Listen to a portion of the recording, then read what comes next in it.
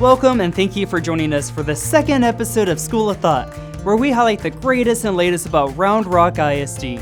We have some exciting stories to share in this episode, so let's jump right in with the top 3, starting with the PPCD Field Day event. Check it out. We are having a district-wide inaugural PPCD Field Day. We have over 500 students from 32 different classrooms emerging here on the Kelly Reeves Athletic Stadium to have a very special day just for them. The Preschool Program for Children with Disabilities, or PPCD, is an early childhood special education intervention program for children ages 3 through 5. We serve children prior to going to kindergarten. I think this is amazing. You know, my wife's a teacher at Deepwood Elementary, so when she first told me about all the kids from TWC and the other program, it's like, man, this would be a great opportunity for us to go watch him do a lot of different activities with his friends, with his teachers, and with us to be here to watch him grow athletically and mentally, and it's just great overall. This inaugural PPCD Field Day event is made possible with the volunteers from all of our 5 high schools. We pulled student volunteers to help us along with our adaptive PE department and a lot of adult volunteers as well to make this event possible. A huge shout out to Kelly Johnson for putting the event together. Here in Round Rock ISD, we believe we are one family. Students and staff from Round Rock High School demonstrated that when they came together to help adopt 80 elementary students this holiday season. So this is Adopt a Child, and we organize Adopt a Child in order to help out elementary school students that were identified as in need within Round Rock ISD. Our high school students at Round Rock High have showed up in such amazing ways that it's a little bit overwhelming to even think about how much they've done. So we ended up adopting about 80 elementary school students this year. The impact that it had on my players alone, you could see in their eyes and in their hearts what it meant to give to others and how it pulled them together to again be one cohesive group. What do you want to do first? You want to open presents or eat food?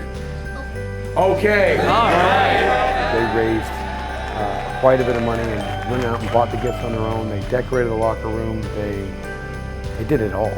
We were just there in a supervisory capacity at some point. So it was great. It was great to watch those young men come together and do something that was about more than themselves. It just livens us up, you know. It brings us joy and it makes us feel prideful and that we're getting to help other people rather than ourselves. So today we adopted 3 little sisters from Old Town and we're throwing them a Christmas party. And we bought lots of presents for them and we're just having a blast right now. It was a good thing to do for the girls and for our class as a community thing. And I feel like we all just came together and just did a great job on all of it. And I hope that they enjoyed it because it was something we've been looking forward to for a while ever since our teacher told us we were going to be participating. I saw parents today with tears in their eyes just opening clothes. And so I think that it's so valuable for our students to be able to see the joy of giving and what that is inside. It's an incredible event to be a part of in any way that you can, and I would love to see all of Round Rock High School campuses, or Round Rock ISD high schools, be involved with this in the future. So what do you think? Should we expand Adopt a Student to the other high schools? Let us know what you think in the comments below. Our last top 3 is brought to us by the Round Rock ISD Partners in Education Foundation, who hosted a golf tournament to help raise money for the district.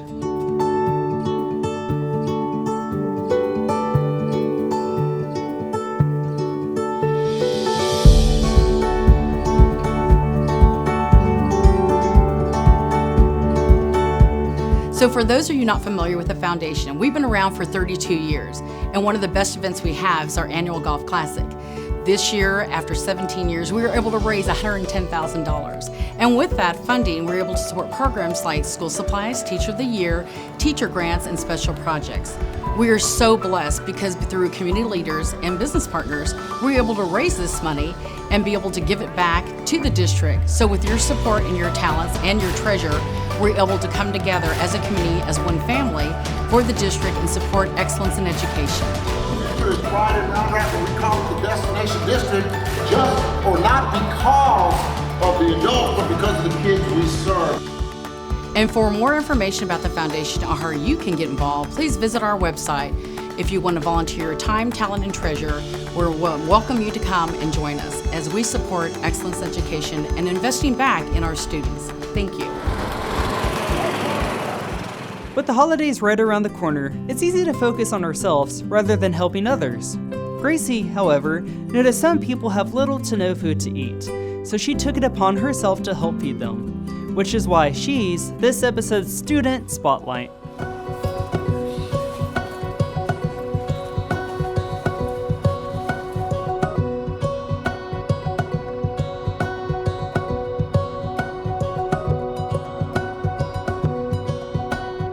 I was driving with my mom and I saw homeless people and I felt bad for them. And so I was like, Mommy, can I go door to door?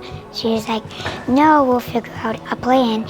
And the plan was we would set up multiple different booths in our neighborhood and we would ask family and friends and make lots of posters.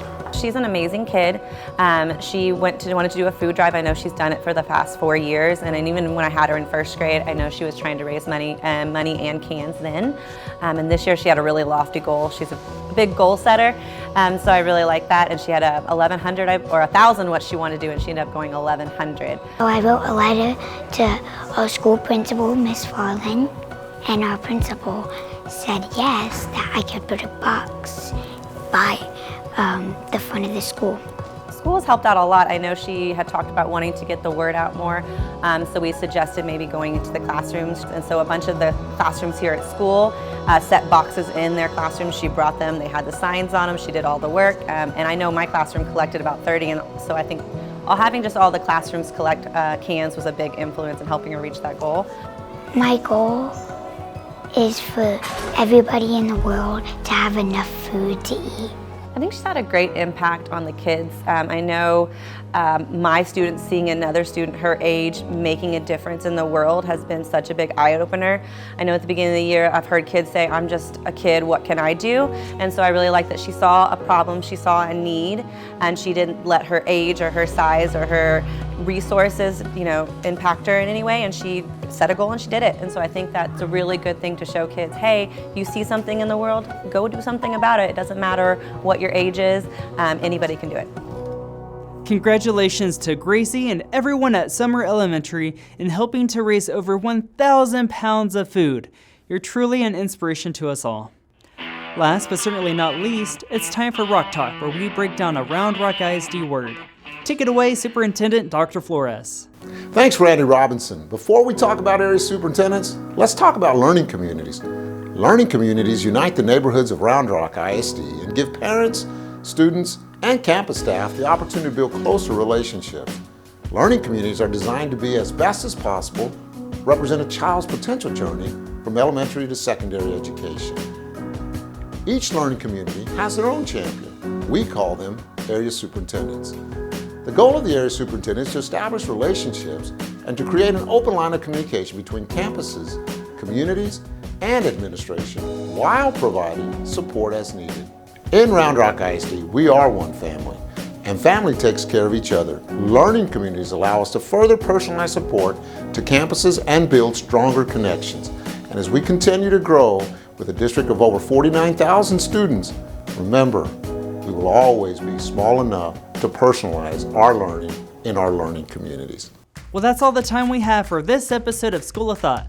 But before we go, on behalf of all of us from Round Rock ISD, good luck to the Cedar Ridge football team as they played the Allen Eagles in the playoffs. Be sure to subscribe to our channel and follow us on social media. Let us know what your favorite story was in the comments below, and we'll see you next time.